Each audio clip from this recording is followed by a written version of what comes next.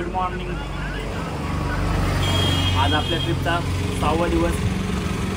आत्तापर्यंत थोडंसं जरा वाटत होतं की थोडंसं दमलो आहे, बोर झाले, माहिती नाही काय झालं होतं, पण काल एलिफंट राईड, जंगल सफारी आणि कलरीफाईड शो असतं।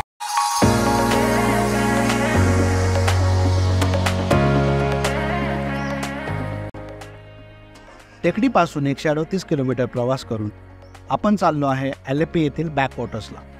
सुंदर आणि स्वच्छ अशा रस्त्यांना पार करत आपण बॅकवॉटर्सला हाऊसबोट जवळ पोहोचलो।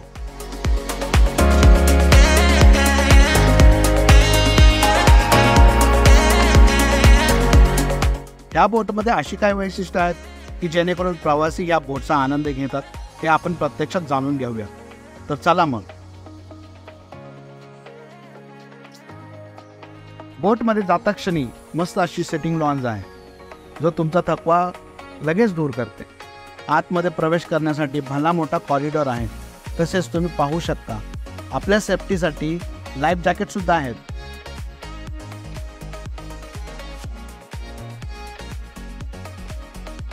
ही पहा, एकदम नीट आणि क्लीन अशी एक बेडरूम आहे।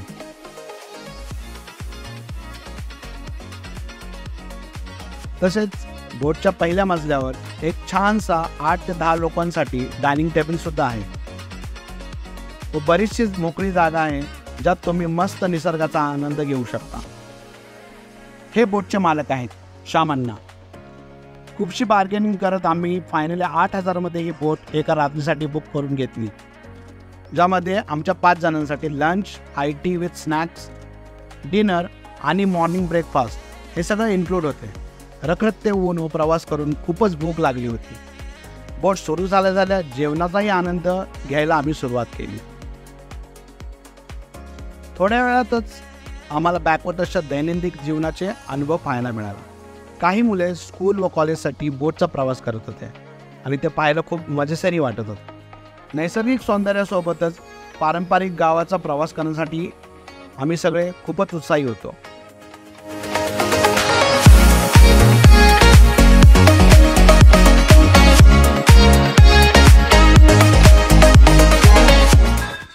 अति उत्साहामुळे स्वप्नील जास्तच ओव्हर एक्साइटेड झाला होता आणि निसर्ग पाहण्यात पूर्णपणे गुंगून गेला होता।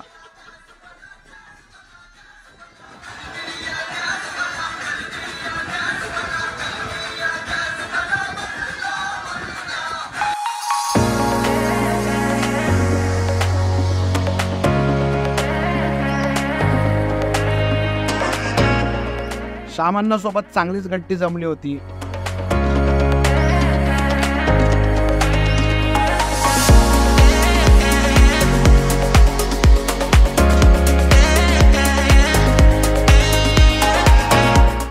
आणि श्यामांना खूपच मनमिळावू स्वभावाचे असल्याने त्याच्याबरोबर चांगली मैत्रीही झाली होती।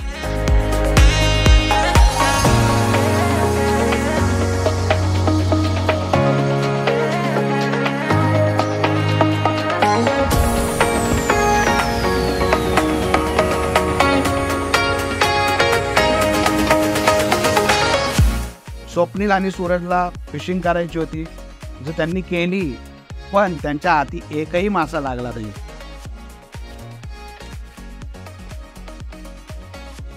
आणि त्यामुळे ते थोडेसे नाराजच झाले होते। पण ते जरी नाराज झाले असले तरी तो कसूर त्यांनी रात्री एंटरटेनमेंट आणि एन्जॉयमेंट करत पूर्ण केली। सगळे एवढे आनंदी आणि भारावून गेले होते की सगळेच डान्समध्ये गुंगून गेले होते।